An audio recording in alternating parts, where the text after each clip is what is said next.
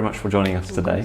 We're going to be talking about American politics with a special focus on that of the presidential elections that are going on right now. Do you think that this presidential election is any different to previous ones?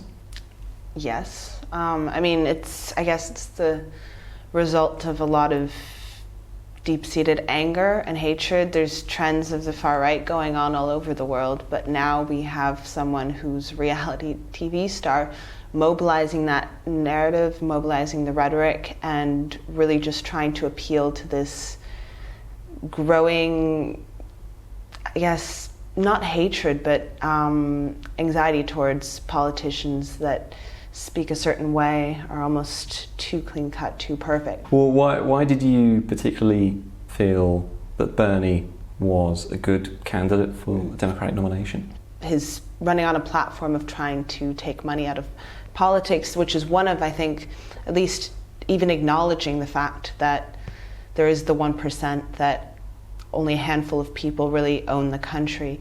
Acknowledging that, and acknowledging that in the end the system does sort of continue to oppress, and the middle class keeps getting smaller and smaller, and people keep suffering a lot more.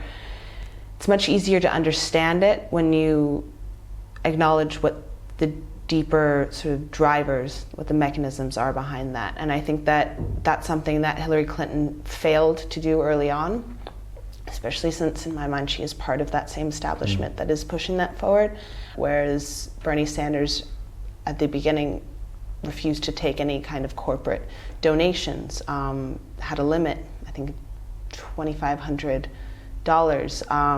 and then the average, I guess, campaign contribution was $27. That speaks far more to the power of the people message, rather than the power of those who happen to have the most money or are better at getting donors. After Bernie, obviously, was defeated by Hillary, Hillary came out and said... Okay. Well, you're going to disagree with me on that point? Well, it depends on your definition of defeated, because I think that in terms of actual voters, I think there's a lot to be said that there were many instances of voter fraud, as well as had the media not been so at fault, they failed to cover the issues, cover the Democratic primaries in a balanced, reasonable manner. There's been studies that have come out, especially regarding the voter fraud, that had certain things not been rigged, in a sense, that Bernie Sanders would have most likely won.